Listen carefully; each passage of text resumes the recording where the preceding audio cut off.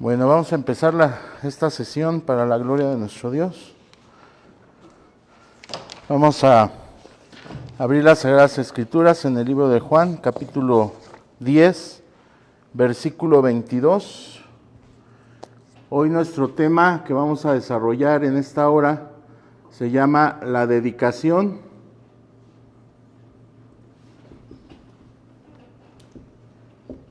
del templo.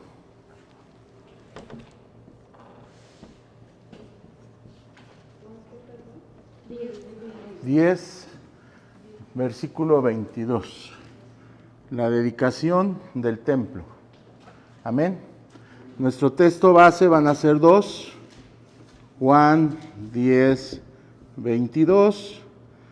Y ese mismo libro, Juan 3, 16. Amén. Y agregamos uno más ya para tenerlos ahí connotados. Vamos a leer Isaías 56,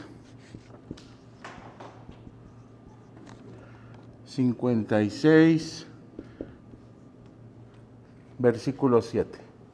Amén. Bueno, hoy vamos a ver qué quieren decir estas dos lámparas. Tenemos el candelero de los 7 brazos que fue revelado al siervo Moisés en el desierto, en el monte del Sinaí. Y tenemos este otro candelero, este tiene 7 brazos, que está marcado, que se fue construido o formado a martillo de una sola pieza y con oro puro. Y este nos está diciendo que precisamente el texto que nos acaba de ocupar ahorita en la oración, este candelero siempre debe de estar encendido, ¿sí? Entonces esta es revelación divina. ¿Por qué? Porque a Moisés le dieron este diseño. Se tenía que formar este candelero con oro puro de una sola pieza y a martillo, ¿sí? Y que iba a servir para alumbrar de día y de noche en la casa del Señor. Amén. Ahí lo vemos en Éxodo 25 en adelante, ahí está el diseño del tabernáculo.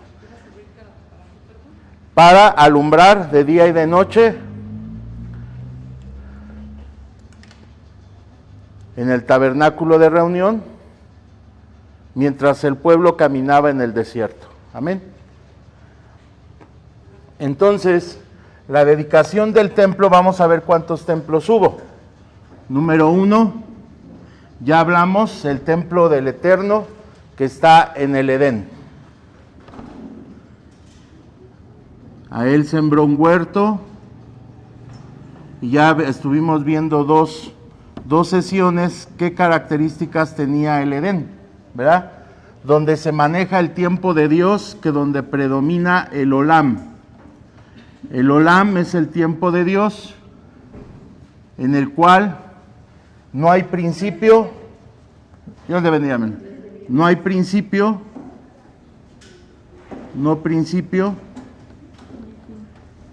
ni tampoco fin. Después, posteriormente, tenemos el tabernáculo de reunión.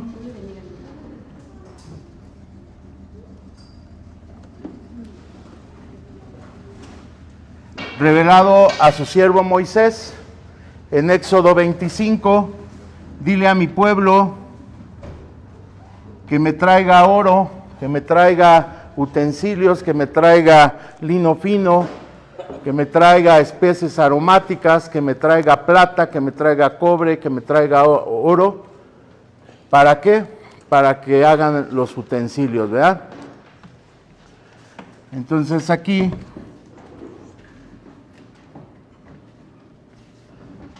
vamos a ver otro templo, que es el templo de Salomón. Perdón, acabo de decir cobre no es bronce, ¿sí? Templo de Salomón. Salomón, hijo de David, ¿verdad? Que le dice a David, recuerden esa sesión cuando lo hablamos, que dijo le dijo el profeta Natán a David: haz todo lo que está en tu corazón, porque Jehová está contigo. Y en la noche Dios habla a Natán y le dice: dile a mi hijo David que él no me va a poder edificar casa porque sus manos están manchadas de sangre, ¿verdad? Había derramado sangre porque su oficio era un guerrero y tenía que conquistar y tenía que ir ganando territorios, ¿verdad? Y pues en esas batallas él usaba su espada. No le dejaron construir templo, pero sí a su hijo Salomón, ¿verdad? Se construyó ese templo. El cuarto templo que vamos a ver, y que es el que me va a ocupar ahorita en esta noche, va a ser el segundo templo, el cual es enviado Zorobabel para la reedificación del templo. ¿Por qué la reedificación? Porque el templo de Salomón, dice la palabra de Dios, que los babilónicos llegaron, destruyeron ese templo, lo quemaron, lo saquearon, quitaron todas las cosas que eran de utilidad y se lo llevan, ¿sí? Y posteriormente, el pueblo es llevado a Babilonia cautivo y posteriormente el rey de Persia, el rey Ciro, les permite nuevamente otra vez, ¿verdad? Dios levanta la vida de Zorobabel, que es hijo de David, y le dice que va a reedificar otra vez el templo, ¿verdad? Y los muros. Entonces, aquí es donde nos vamos a quedar un momento, porque aquí dice que es reedificado este templo. Vamos a ponerlo en cronología. Estamos hablando del año 520 antes de nuestro Señor Jesucristo, bendito sea su nombre, hasta el año 63 antes de nuestro Señor Jesucristo.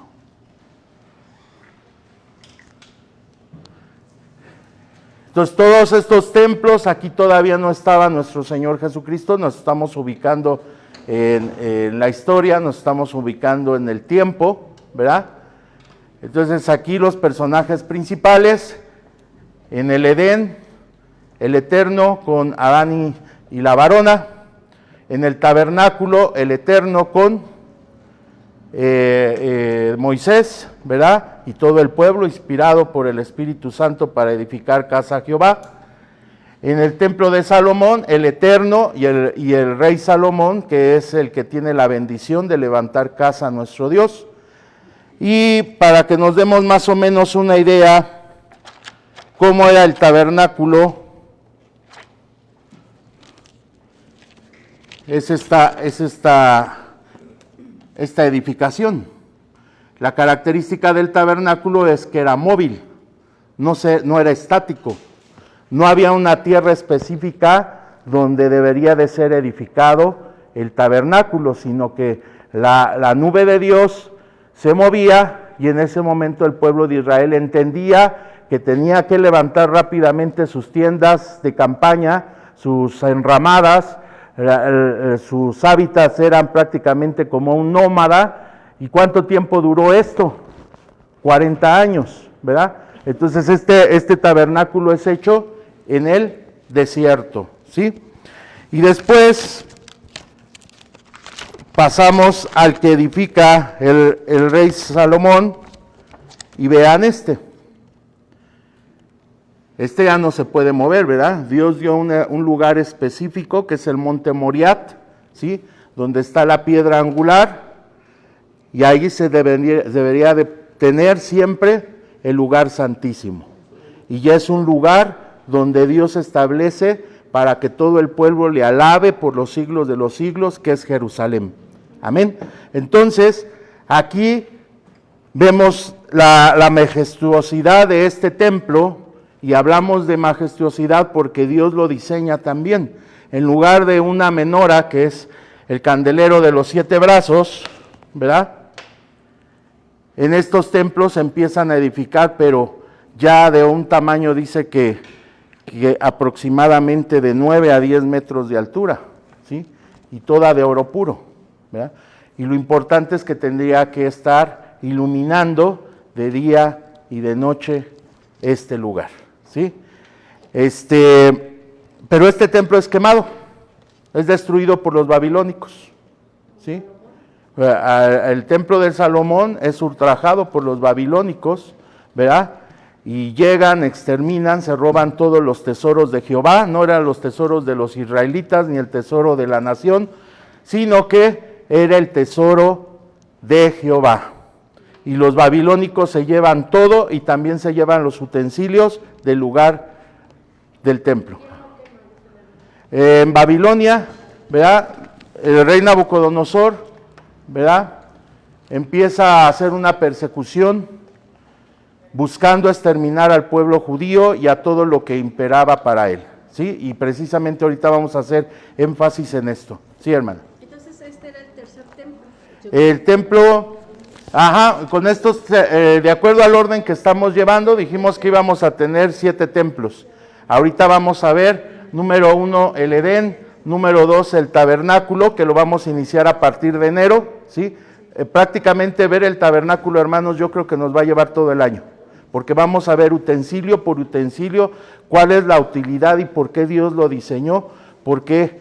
Porque lo que vio Moisés en el Sinaí es lo que existe ahí en el cielo, ¿verdad? Y le dijo el Señor, ¿verdad? Que vemos una sombra, pero una sombra de lo que hay allá en el cielo. Pero también Jehová le dijo a Moisés, cuida de que todo lo que yo te mandé lo hagas tal cual. No le quitas y no le añades. Déjalo tal como yo lo estoy diciendo, ¿verdad? Porque Él es soberano. Amén. Entonces, cada uno de los objetos de cada uno de los templos, hermanos, tiene un significado espiritual que nos va a servir para hacer un verdadero templo del Señor, que ahora somos un templo viviente. Amén. Que ese es el 5.º templo. Pero ahorita me voy a detener en la reedificación del templo, ¿sí? Amén. Amén. Entonces, ¿cuántos imperios nos da la historia de la humanidad? La antigua historia, ¿verdad? Todos conocemos que Ur de los Caldeos pues era de Babilonia, y Babilonia fue un imperio. El imperio se caracterizaba porque conquistaba naciones enteras o pueblos enteros, lugares enteros, y hacían que las costumbres, usos y costumbres de los babilónicos lo empezaran a hacer, por ejemplo, el pueblo judío. Después del pueblo de Babilonia, otro imperio, ¿cuál es? El persa, el medo-persa, ¿sí? Y ahí vemos cómo también el pueblo es perseguido por Alejandro Magno, ¿verdad?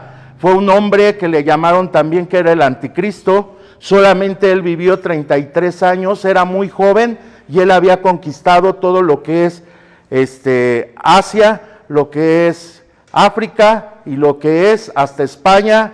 Llegó hasta España, no pudo llegar hasta Inglaterra, ¿sí? Entonces, todo lo en Mediterráneo, todo arrasaron con ellos. Y luego desde ahí, ¿quién vino? Los griegos. Y los griegos también hacen el imperio, pero estos ya tenían las mezclas babilónicas, persas, las de ellos, ¿verdad? Y ya empezaban a hacer lo que serán las mezclas de cultura. Entonces toda la perversidad de los babilónicos la adoptaron los griegos. Toda la idolatría que tenían los babilónicos y los persas, los griegos lo tomaron y ellos agregaron a sus dioses, ¿sí? Tanto que vemos que en el Arápago, Saulo, nuestro hermano Pablo, ¿verdad? Cuando se pone a predicar, dice, encuentro dioses para todo. Y por si les faltara uno que no lo conocieran, hay un altar para el Dios que todavía no conocemos, pero también lo adoramos, ¿verdad? Y él toma ese preámbulo para que empezara a decirles, yo les vengo a predicar al Dios que no han conocido, al verdadero Dios. Amén. Entonces, vemos cómo el pueblo de Dios se va extendiendo por todos estos mapas que ustedes tienen atrás de sus Biblias, ¿verdad? Si tienen una Biblia y tienen la bendición de que tengan sus mapas ahí, estamos hablando de todas esas tierras, ¿verdad? Por ejemplo, aquí está, lo pueden ver en los viajes de Pablo, están hasta atrás, es un atlas, unos pequeños mapas que nos están poniendo ahí, pero es para que ustedes se den la idea a qué magnitud llegaban estos perversos, ¿sí? Dice la palabra de Dios, por ejemplo, en el libro de Habacuc, que los babilónicos, ¿verdad? En el capítulo 2 dice que los babilónicos preparaban sus anzuelos y esperaban hasta que cayera su víctima, como si fuera un pez, ¿verdad?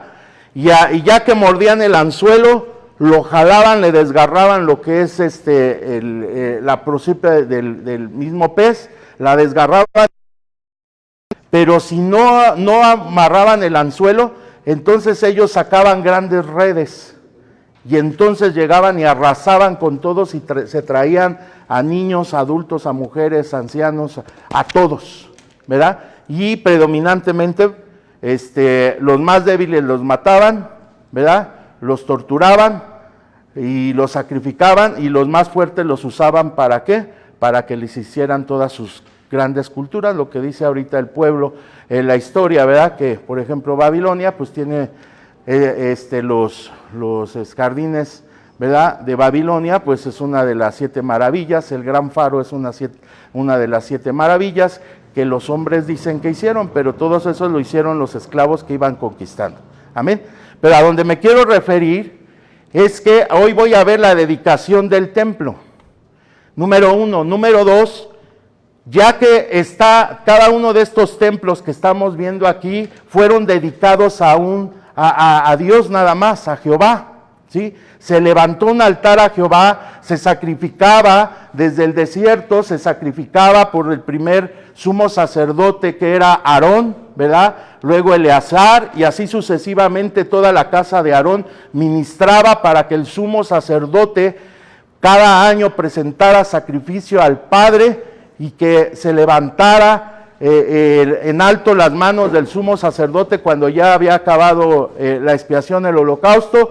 Y ¿qué hacía? Levantaba sus manos y decía: Jehová te bendiga y te guarde, Jehová haga resplandecer su rostro sobre ti y tenga de ti misericordia. Amén. Y cuando el pueblo de Dios escuchaba lo que dice ahí en número 6, ¿verdad? Entonces, que es la bendición sacerdotal, entonces el pueblo entendía que sus pecados de ese año habían sido perdonados, ¿sí? Entonces, para el pueblo judío, hermanos, el templo es el lugar del Dios eterno, donde dice: ahí es mi morada, ahí es donde yo he puesto mi oído, ahí es donde he puesto mis ojos, ahí es donde voy a escuchar tus oraciones, ahí es donde tú vas a llevar la ofrenda, ¿verdad? Pero no solamente nos hablaba nuestra hermana Patricia que no era solamente la ofrenda del oro y de la plata, sino también lo que quería decir el Señor. Ahí lo vemos también en el libro de Joel, ¿verdad? Que dice el Señor: no se desgarren ahora sus vestiduras, más bien desgárrense el corazón. Ese es el verdadero sacrificio que quiere el Señor. Amén. Y cada uno de nosotros, cuando llegamos a la casa del Señor, no venimos solamente a congregarnos unánimes en un solo espíritu, sino a una de las acciones principales que debemos de tener cuando entramos a la casa de Dios, hoy lunes, el miércoles, el viernes, el sábado, cuando tú tengas el grande privilegio de estar en la casa del Señor, haz una sola cosa: desgarra tu corazón delante de Dios para que Dios se empiece a manifestar. Eso es dedicar el templo, ¿sí? Más que sacrificios ahora de alguna víctima, el Señor quiere su corazón. Por eso dice la palabra de Dios: dame, hijo mío, tu corazón. Ajá. Y miren tus ojos por mis caminos. ¿A quién le está pidiendo el corazón? A sus hijos. Quien no ha tenido el privilegio de ser hijo de Dios, ¿verdad? Por medio de nuestro Señor Jesucristo, Dios no le puede pedir su corazón. Amén. Nada más se la pide a sus hijos. Dame, hijo mío, tu corazón. Ajá. ¿Cuántos corazones tenemos? Uno, ¿verdad? Y entonces en ese corazón, ¿usted cree que tendrá capacidad, una vez de que el Señor entre a ese corazón, habrá un espacio hueco, un espacio que falte de llenar? ¿No dice la palabra de Dios, tú lo llenas todo? Amén. Entonces no hay espacio para nadie. Diga usted, no hay espacio para nadie. A ver, no hay espacio para nadie, porque tú lo llenas todo. ¿Sí? El Señor se manifiesta en tu corazón, ¿verdad? Porque encuentra un lugar propicio para derramarse. Ajá. Y ahorita les voy a decir a qué me estoy refiriendo, ¿sí? Bueno, ¿alguna duda hasta aquí? ¿No? Bueno, me voy a quedar con el templo, el cual es reedificado en el año 520 al 63. Amén. Y ahora sí, en estos lugares, hermanos,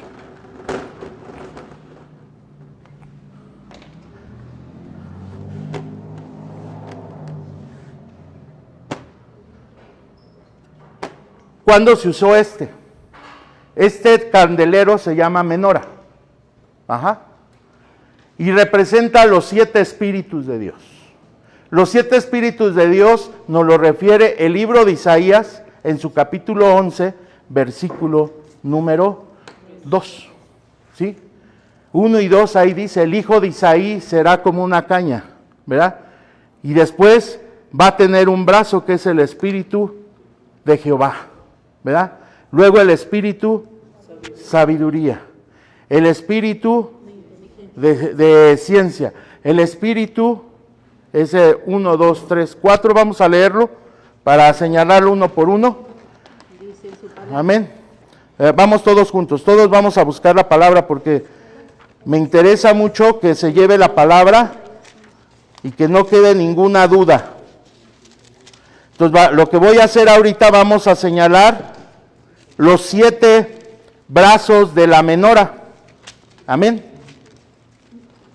Isaías 11, versículo 1 y 2. Amén. Dice que saldrá una vara, aquí está, saldrá un tronco, ¿de qué familia? De la de Isaí. Y la familia de Isaí, ¿qué privilegio tiene ante la presencia del Señor? Que es una familia de reyes. Amén. Vienen de la línea de Judá. Amén. Y vea cómo el Señor se empieza a manifestar. Nosotros decimos que tenemos en Hebreos, decimos que tenemos un sumo sacerdote, ¿verdad? Y todavía en el capítulo 9 y 10 dice que es el jefe de sacerdotes. En el capítulo 8 de Hebreos dice que él es el jefe de los sacerdotes. Amén. Pero ¿de qué familia venía? El Señor Jesucristo. ¿De qué familia de las 12 tribus vino? De la tribu de Judá, de el linaje de David, de la línea de los reyes. Pero los sacerdotes, ¿de qué línea tenían que venir? De Leví. Amén, de la familia de Aarón. ¿Y cómo está eso? ¿Decimos que Jesús es el sumo sacerdote? Sí, porque lo dice la palabra de Dios en el libro de Hebreos capítulo 10. Amén. Entonces vean cómo nuestro sumo sacerdote es rey y sacerdote de la casa.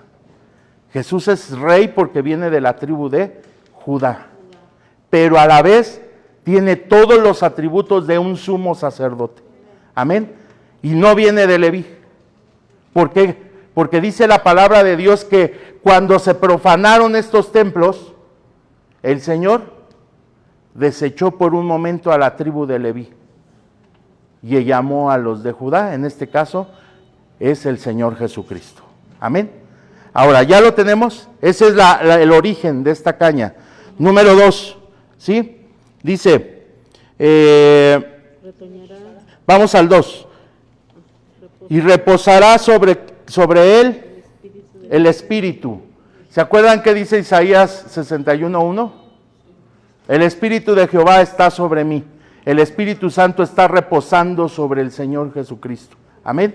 Y dice, primer espíritu, o primer caña o brazo de la menora, ¿sí? Dice, ¿el espíritu de quién? De Jehová. Amén. Entonces, ¿qué debe de reposar en la iglesia siempre?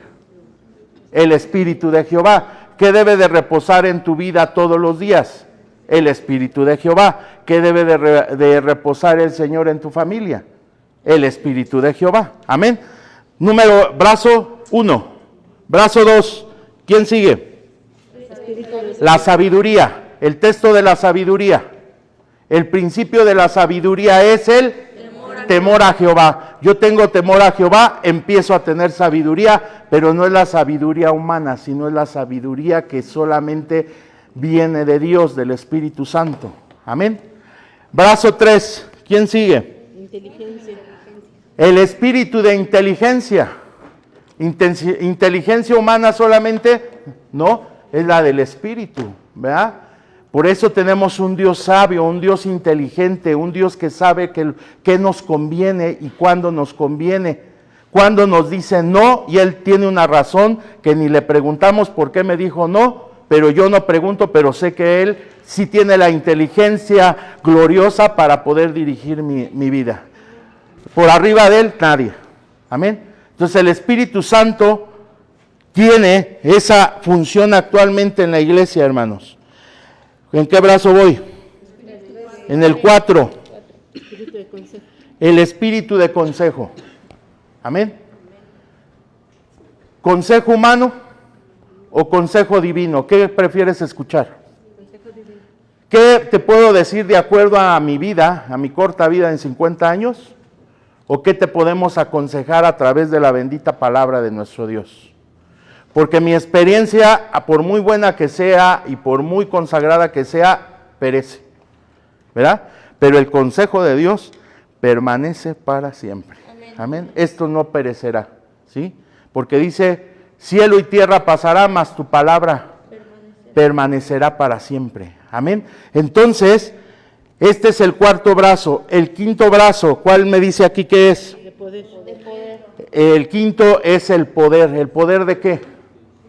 ¿De venir a la casa de Dios? ¿El poder de leer la palabra? ¿El poder de memorizarla? No, es el poder del Altísimo, ¿sí?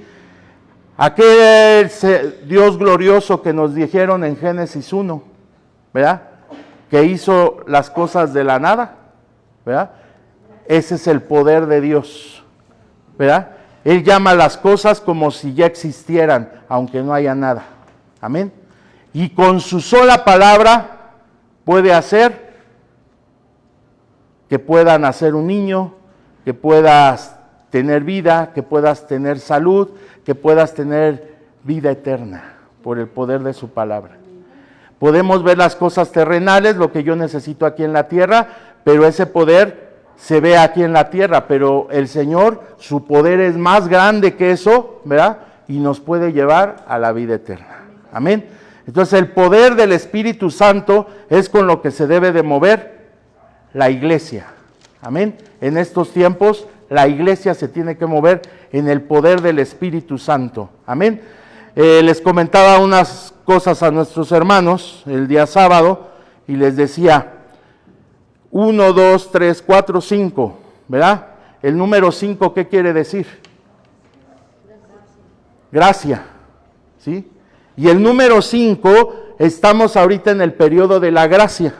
¿Por qué de la gracia? Porque estamos esperando a nuestro bendito Salvador. Dice que Él rogó al Padre para que nos enviara el Consolador. Entonces no estamos solos, dijo el Señor Jesucristo, no los voy a dejar huérfanos. Les enviaré un Consolador, el Espíritu de verdad, el cual el mundo no lo ve ni le conoce, ¿sí? Entonces en este tiempo, hermanos, de la gracia, ¿qué se necesita? Según el quinto brazo de la menora, ¿qué se necesita? El poder del Espíritu Santo, para poder entender las cosas y para poder, ¿verdad?, vencer tentaciones, vencer tribulaciones, vencer aflicciones. Solamente se puede con el poder del Espíritu Santo. Por eso le dijeron a Zorobabel, no es con espada ni es con tu fuerza, es con mi Santo Espíritu. Amén. Ese es el quinto brazo. Amén. Ahora el sexto brazo, ¿cuál dice ahí? Conocimiento. Amén. Entonces tú ahorita estás teniendo, ahorita encendiste, si este fuera tu corazón, ¿cuál brazo se encendió ahorita? El sexto, el conocimiento, porque estás conociendo a Dios. Porque dice la palabra de Dios en el libro de Hebreos, yo se lo leo, en el libro de Hebreos capítulo 10, permítame un momento. Libro de Hebreos capítulo 10, y esa es la base de este tiempo. 6, ¿qué quiere decir? Número imperfecto, número humano, ¿verdad? ¿Y qué necesita el humano ahorita en estos tiempos? Conocer a Dios. Por eso está en el 6º lugar, ahí. El hombre tiene que conocer a Dios. El hombre en su humanidad, ¿verdad? De hombre nace sin conocer a Dios, ¿sí? Pero cuando vas acercándote a la palabra, lo vas conociendo. Ahorita tú, antes de entrar a este lugar, conocías algo de Dios, pero cuando ya salgas de este lugar vas a conocer más a Dios, ¿verdad? Porque el Espíritu de Dios que te da conocimiento de Él, amén, lo puedes entender y lo puedes vivir, amén. Entonces el conocimiento no nada más es de Biblia, de leer, de entender, no, es de vivir, ¿sí? Tú debes de conocer a Dios, porque lo dice las Sagradas Escrituras y porque lo has visto en tu corazón y en tu vida. Porque dice la palabra de Dios, en Hebreos, capítulo 10, versículo del 8 al 10, dice el Eterno así: por lo cual este es el pacto que haré en la casa de Israel. Después de aquellos días, dice el Señor, pondré mis leyes en la mente de ellos. ¿Dónde está el conocimiento? En nuestra mente. Ahí es donde debe entrar el conocimiento. El Espíritu va a estar trabajando en tu conocimiento. ¿Qué conoces de mí? Amén. No puedes decir, he escuchado de Dios. Lo que tú debes decir, conozco a Dios. Amén. Es muy diferente la palabra, ¿verdad? He escuchado de Dios. ¿Sí? Sé algunas de sus historias. No. Él ahora se encarna en mí. Ahora conozco a Dios, porque dice la palabra de Dios, después de aquellos días, dice el Señor, pondré mis leyes en la mente de ellos. Y agrega ahora, sobre su corazón. Entonces no basta que te sepas la Biblia desde el capítulo 1 de Génesis hasta el capítulo 22 de Apocalipsis. No basta eso. No basta que te sepas el Salmo 119 desde el primer versículo hasta el 176, no basta. Lo que basta es que lo tengas ahí y que lo deposites en tu corazón, porque dice la palabra de Dios, cambiaré el corazón de piedra por uno de ¿qué? De carne. Eso nos lo acaban de enseñar. Amén. Entonces, ahí es donde se refleja que yo conozco a Dios. Amén. Y me paso a la siguiente.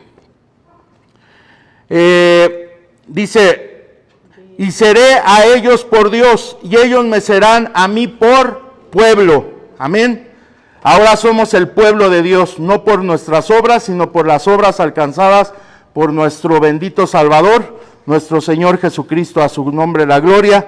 Y dice, y ninguno le enseñará a su prójimo. Un día no va a haber necesidad que nosotros vengamos aquí cada lunes a enseñarte la palabra. ¿Por qué? Aquí la palabra lo dice, ninguno enseñará a su prójimo, ninguno a sus hermanos, diciendo, conoce al Señor, ¿verdad? ¿Cuál es el brazo, el sexto brazo? Conocimiento, ¿verdad? ¿Verdad que lo está demandando el Señor en Hebreos 10? Dice, ninguno le dirá a sus hermanos, ¿tú eres mi hermano? O yo te digo, conoce al Señor. Amén. No importa dónde estés. Hoy te digo, conoce al Señor. Amén. Solo para una cosa, porque todos me conocerán, dice el Señor. Un día todos le vamos a conocer y no va a haber la necesidad de un maestro o un rabino. Amén. Desde el menor hasta el mayor me conocerá. Desde el más pequeño hasta el más anciano. Todos van a conocer quién es Jehová de los ejércitos, quién es Jesucristo Rey, quién es el Espíritu Santo. Amén. ¿Verdad que está glorioso esto? Amén. Amén. ¿Y cuál es el último brazo? Temor a Jehová. El temor a Jehová. ¿Tú crees que si el hombre no conoce a Dios le va a tener temor a Dios? De ninguna manera. ¿Cómo voy a pasar al séptimo brazo si no pasé por el sexto? Si no pasé por el quinto, que es el periodo de la gracia, el periodo donde se le está hablando a la gente. Ahorita tú estás aquí en este lugar, mañana entra otra persona y se le sigue hablando. Y esa persona se va por X cosa y entra otra persona y se le sigue hablando. Y regresa la primera que se fue y se le sigue hablando. Amén. ¿Hasta cuándo va a ser esto? Hasta que veamos al Señor Jesucristo en las nubes y que venga por nosotros y nos diga: venid benditos de mi Padre. Amén. Amén. Porque a vosotros os ha preparado, ¿verdad?, ese lugar glorioso que está preparando nuestro Señor Jesucristo. Amén. Gloria al Señor. ¿Alguna duda? Todo esto es a grosso modo, hermanos. A partir de enero vamos a hacer una sesión de temor a Dios, una de sabiduría, otra de inteligencia, otra de poder, otra de conocimiento, ¿sí? Así sucesivamente. Amén, hermanos. Así que no falte en enero. Gloria al Señor. Pero estamos viendo el templo de la dedicación. A ver qué dice Juan 10:22. Me quedan 15 minutos, casi 20. Amén. Vamos a ver. Si tiene alguna duda, hermanos, escucha el audio, se está grabando para que lo repase. ¿Sí, hermanos? Porque ahorita se van a esclarecer dudas y vamos a no permitir que se profane el templo. Porque ahorita les voy a decir qué sucedió aquí. ¿Ya lo tiene? ¿Quién me lee Juan 10:22?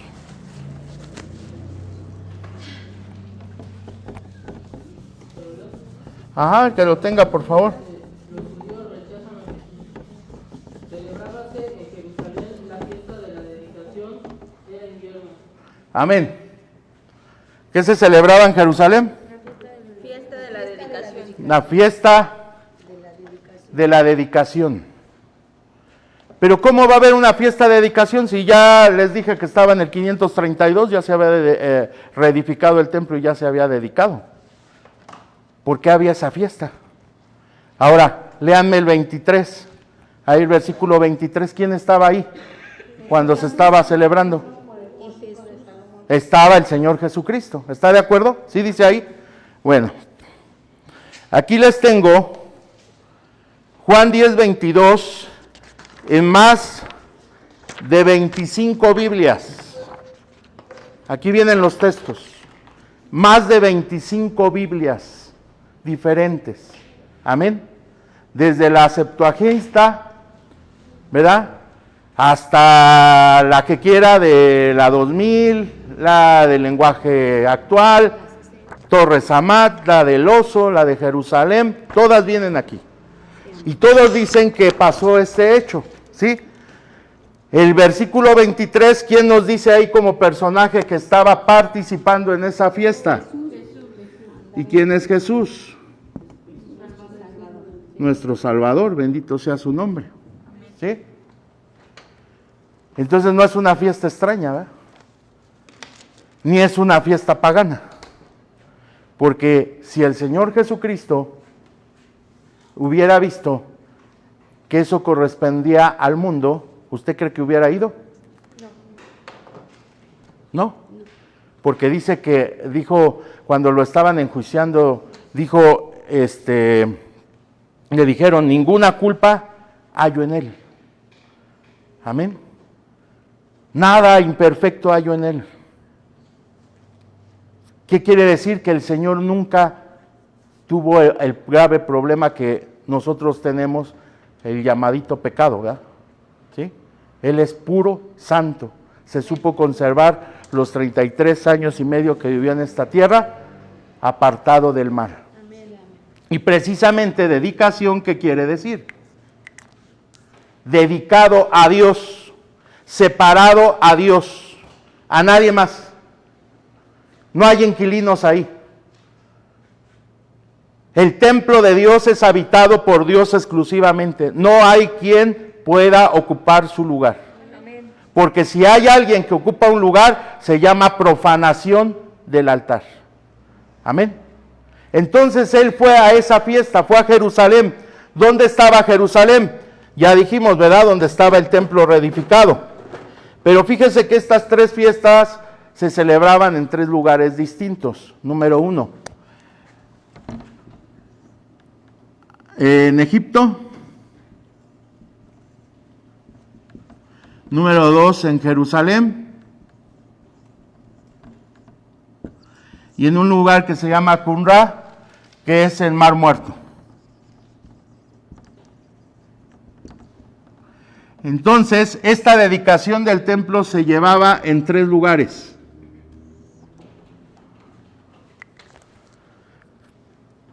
¿A cuál fue el Señor Jesucristo, según el texto? A Jerusalén. ¿Por qué nada más fue a Jerusalén? ¿Y por qué no se acercó al templo que se edificó en Egipto o en el Mar Muerto? ¿Por qué no fue ahí el Señor Jesucristo? Primero, porque era el lugar que Dios no había dicho que hicieran nada ahí. Dios específicamente dio el lugar, por eso les dije al principio, que se llama Monte Moriat.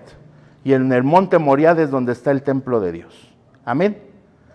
Pero si ahora nos vamos a lo que nosotros vamos aprendiendo aquí, ¿qué significa Egipto? Mundo. Esclavitud, idolatría, escasez, yugos, golpes, azotes. ¿Qué más escuchaba? Nos decía la hermana Brenda, ¿verdad? Escuchaban las pisadas de los que llegaban y azotaban al pueblo. ¿Cuánto tiempo lo esclavizaron?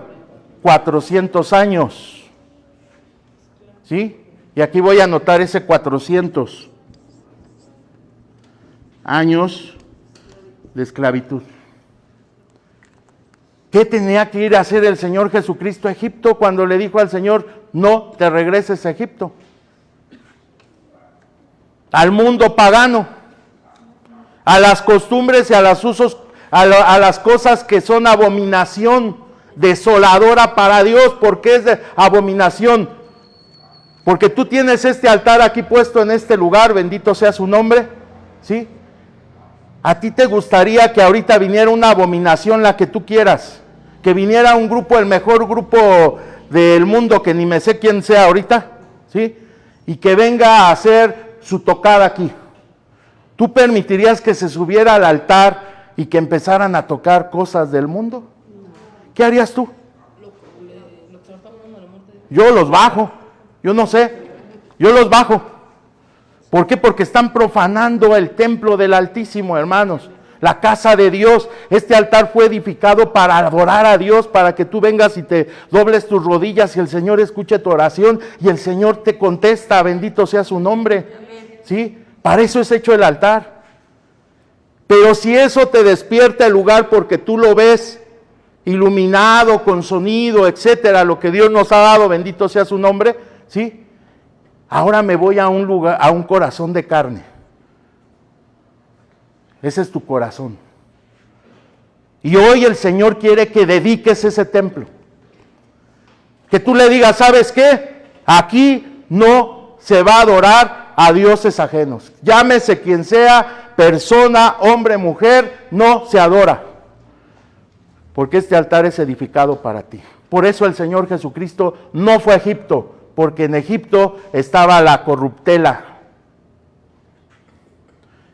Y aparte, Dios no había ordenado que se fuera a edificar un templo a Egipto. Aquí nos lo da el versículo 23, el Señor Jesucristo estaba en el templo. Paso número 2, Mar Muerto. Ya desde el lugar, Qumran, Mar Muerto, ¿qué se imagina que hay? Verde, vida, árboles, cedros, uvas.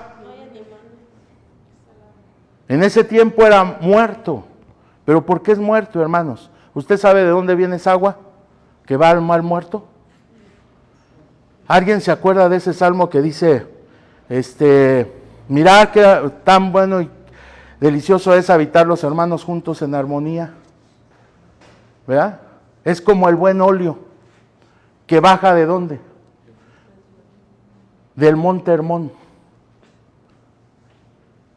Y las aguas del monte Hermón, hermanos, que son 3 ríos precisamente, 3 lugares, 3 fuentes, 3 manantiales, cuando empiezan a bajar, hermanos, van a formar un río que se llama Jordán, ¿sí? Pero los 3 ríos empiezan a unirse, a ir bajando, se unen los 3 para llegar a ser un solo río. No sé qué te quiera decir eso, ¿verdad? El Hashem, dice la palabra de Dios, oye Israel, Jehová uno es. Amén. Y esos ríos se unifican para formar un solo río. Y ese río es el que llena de aguas vivas. Incluso el Señor Jesucristo no se bautizó ahí. No fue arrebatado Elías ahí. Por darte 2 referencias. No fue limpiado el rey Naamán, ¿verdad? De la lepra. Ahí la Biblia nos habla de ese río. Siempre ha existido. Pero cada vez que va avanzando y va avanzando y va avanzando ese río, ¿qué te crees? El agua se va ensuciando, ensuciando, ensuciando, ensuciando. Y lo que nació con vida termina en Qumrá, en muerte. ¿Por qué? Porque las aguas no se purificaron. Porque se dejaron ensuciar, se dejaron meter lo que fuera. Y ese es el corazón del hombre. Un lugar dedicado para el templo es profanado. Qumrá o el Mar Muerto, hermanos, este templo hacía lo religioso, los ritos, los dogmas.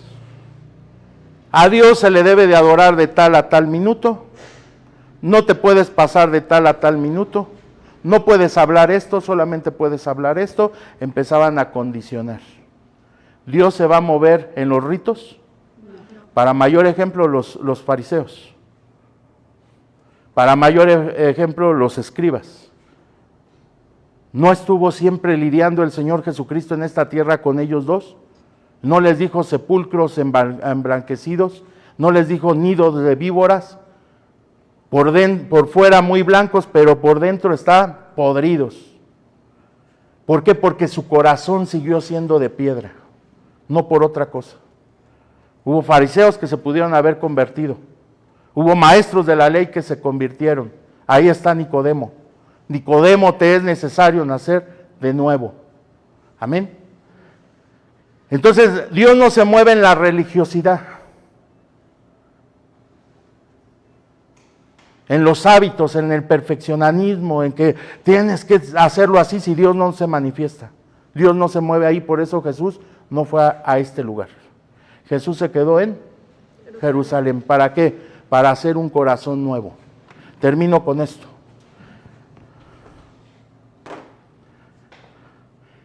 Este candelero, hermanos, se llama Januquilla, no se llama menora. La menora, ya te dije qué quiere decir, los 7 espíritus de Dios. Es un solo espíritu manifestado en diferentes formas, en 7 diferentes formas para la edificación y el sostenimiento de la iglesia. Amén. Aquí estoy hablando del espíritu de Dios, no estoy hablando del espíritu del hombre. Es Dios que te dota de poder, Dios que te dota de inteligencia, Dios que te dota de sabiduría, Dios que te dota de temor a Dios, Dios que te dota de conocimiento. Es Dios, amén. Pero la Januquilla no es, ¿cuántos brazos tiene? 9. Tiene 9. Ajá. Y te voy a decir rápidamente por qué son 9. 1, 2, 3, 4, 5, 6, 7, 8, 9. Amén. Pero este es mayor, ¿verdad? Y el símbolo de Israel. Si fuera mexicana, pues aquí estuviera el escudo mexicano. Amén. Así que ni te aflijas por la estrella.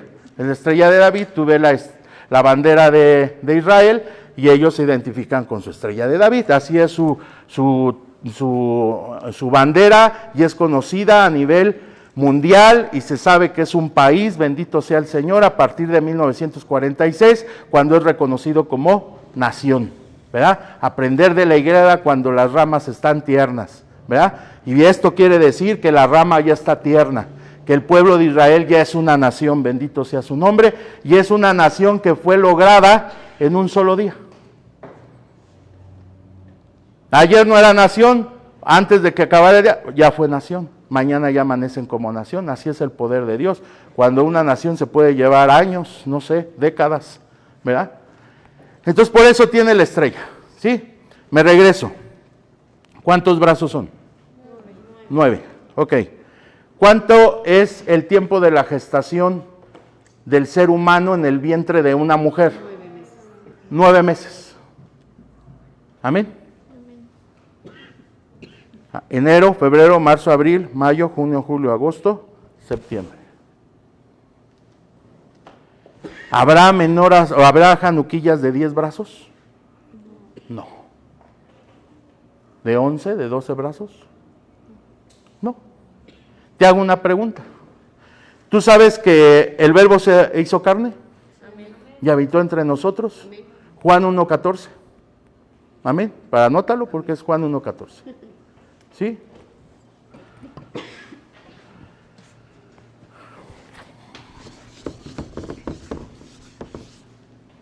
¿Quién me lee Juan 3:16?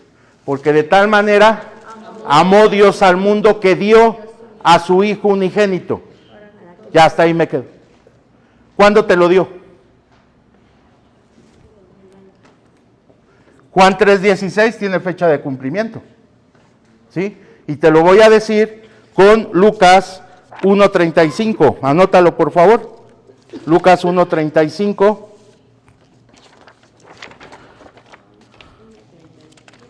Lucas 1:35. 1:35. Ajá. ¿Y de qué se trata ese pasaje? Y el Espíritu Santo vendrá sobre ti.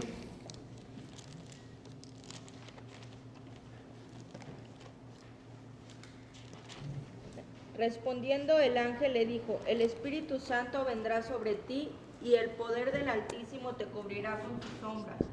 Por lo cual también el santo ser que nacerá será llamado Hijo de Dios.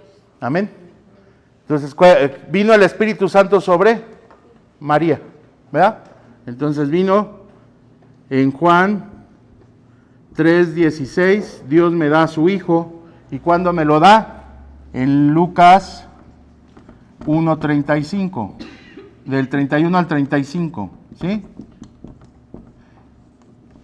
¿Cuánto tiempo estuvo gestándose en el vientre de María Jesús? 9 meses. Amén. 2. Vamos en el Cronos, ¿eh? Dios me ama, me entrega a su Hijo, lo deposita en el vientre de María. Y luego, Juan 1:14, ¿qué dice?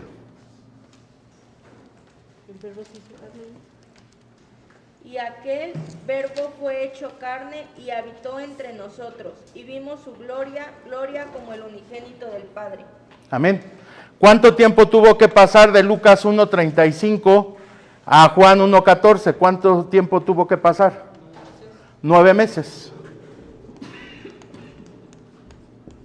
Porque Él tuvo toda la naturaleza de nosotros, mas no fue hallado en pecado.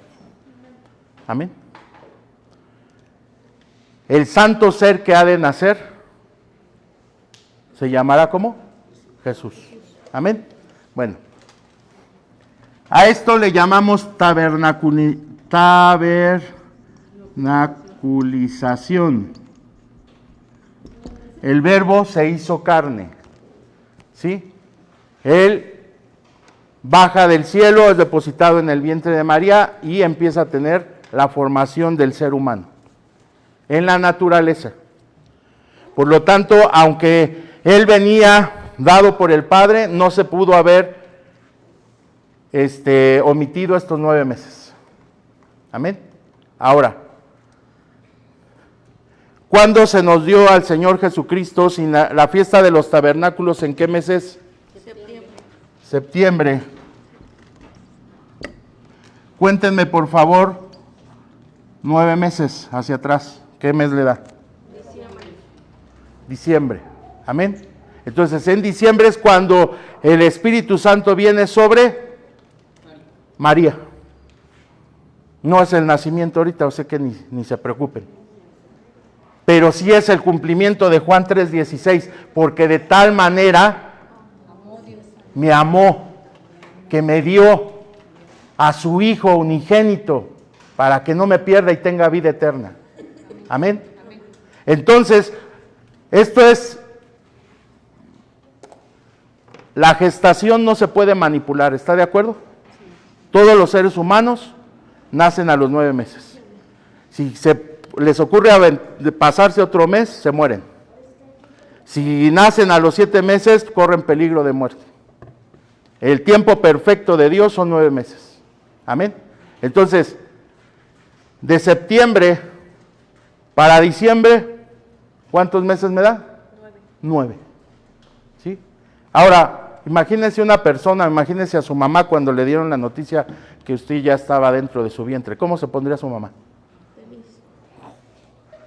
Mi mamá pegó de gritos. ¿Sí? Ya viene ¿verdad? Siempre me lo dijo. Hubo alegría, hubo gozo. En este mes, ¿qué debes de tener? Gozo, ¿por qué?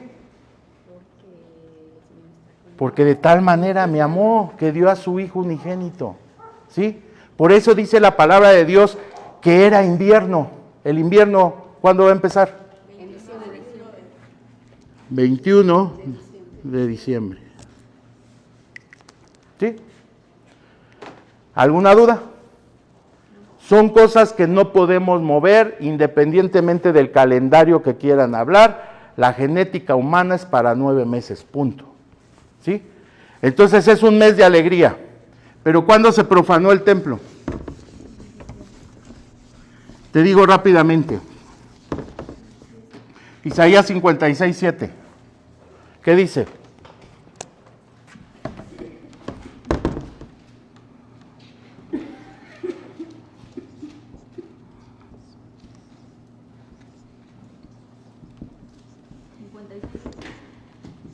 Sí.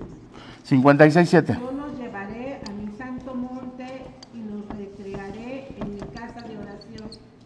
Y sus holocaustos y sus sacrificios serán aceptos sobre mi altar, porque mi casa será llamada casa de oración para todos los pueblos. ¿La casa cómo se va a llamar?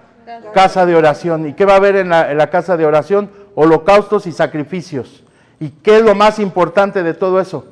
¿Qué promete el Señor ahí? Que su presencia va a estar ahí. Amén. Pero en el 168 antes de Cristo a 165 antes de Cristo, Antíoco Epífanes profana el altar de Dios. ¿Sí? Y los judíos tienen exactamente la fecha cuando fue. Cuando a él se le ocurre invadir, él era griego, imperio griego, ya les dije. En los registros de nuestros hermanos judíos, dice que él entra el 15 de diciembre del 168 antes de nuestro Señor Jesucristo, bendito sea su nombre. Y 10 días después profana el templo. Esto que dice Isaías 56:7, que das gloria a Dios, aleluya, porque la presencia de Dios está aquí, ¿sí? Este hombre, llamado el loco, así le llamaron, Antíoco Epífanes IV. 10 días después del 15 de diciembre, ¿sería cuánto? 25 de diciembre. Del 168 antes de Cristo. Esto sucedió, todavía el Señor Jesucristo no había nacido. Y era siglo y medio más o menos que esto ya había pasado. Y Daniel lo vio en el capítulo 11, ahí viene la abominación desoladora. ¿Sí? 10 días después, profana el templo de Jehová, ¿y a quién pone ahí? A Zeus. Es más, lo voy a poner más chiquito. Con minúscula, perdón. ¿Sí lo ve? Sí, amén. Porque ese es el tamaño de ese Dios. Entonces, este profano le dice a los judíos, jamás vuelves a celebrar tu sabbat, jamás vuelves a cumplir Isaías 56:7, no vas a presentar ya jamás sacrificio, holocausto, ya no se va a permitir. Y a los 10 días que les empieza a decir, porque si lo hacían se morían. Entonces viene un sacerdote y se llena de ira, como tú ahorita provoqué que te llenaras de ira del celo de la casa de Dios, que dijeron, no, aquí no entra esto. Así dijeron ellos. Dijeron, basta ya de que el templo esté profanado por este incircunciso y que ponga dioses ajenos llamados Zeus. Ahora, regrésese. Zeus, dios de entre comillas, ¿verdad? Para los egipcios, ¿qué era dios de qué? Del sol. ¿Del sol? ¿Sí estoy bien? ¿Sí? Entonces, este era del sol.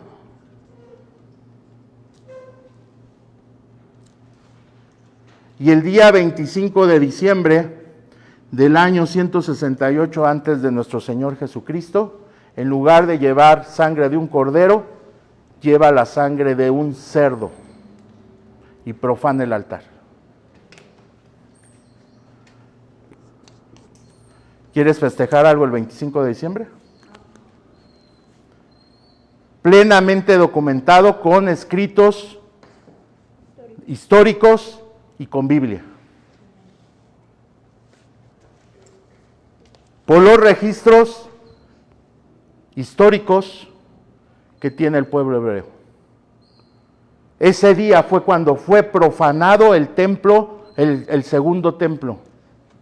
Ese día lo tienen muy presente. ¿Por qué te digo una cosa? Porque después de eso no se ha levantado otro templo. En el año 70 el emperador Tito lo destruyó. Y toma las fechas. No sé qué te digan. Dios quiere un corazón de carne que se geste con los 9 espíritus de Dios, con los 9 frutos del Espíritu Santo, ¿sí? Para que te dote de los 9 dones del Espíritu Santo. Ahí está en 1 Corintios 11 y 12. Eso es lo que quiere Dios. ¿Con qué se encienden las dos? Con aceite. Las dos necesitan el aceite del Espíritu Santo, que es símbolo del Espíritu Santo. Entonces, el consejo ahorita, hermanos, es: no dejemos que en estas fechas se profane el altar que tú mismo le has edificado a Dios. Porque tú lo has edificado. Y dijiste, mi corazón es templo del Dios viviente. Hay un altar donde yo siempre voy a cumplir Isaías 56:7, ese grábatelo en tu corazón. Pero cuando yo dejo que Epífanes o las costumbres o la religiosidad de los egipcios, de los del Mar Muerto, entren a mi corazón, se perdió todo. Y las fechas cuentan mucho, porque yo me acuerdo que Tamuz también se celebra el 25 de diciembre. Nada más que Tamuz te estoy hablando del Génesis 6. Aquí ya te estoy hablando un siglo antes de que viniera el Señor Jesucristo. ¿A quién festejas si todavía no nacía? El Señor sí estuvo en el templo para la dedicación del templo, porque para Él sí fue importante que Matatías se llenó junto con su familia y dijeron, no, nosotros ya no vamos a nunca vamos a adorar a un Dios ajeno que no sea Jehová. Y entonces arrebatan y conquistan nuevamente. Lo glorioso de esta batalla, hermanos, que una familia pudo destruir un imperio. Y ya te dije la dimensión de un imperio. Ese fue el verdadero milagro, que Dios estuvo con ellos, Dios les dio su santa aceite, su santa unción para destruir un imperio para que volvieran a retomar el verdadero culto que es a Jehová, que es Isaías 56:7. Amén. Que Dios les bendiga, hermanos. Amén.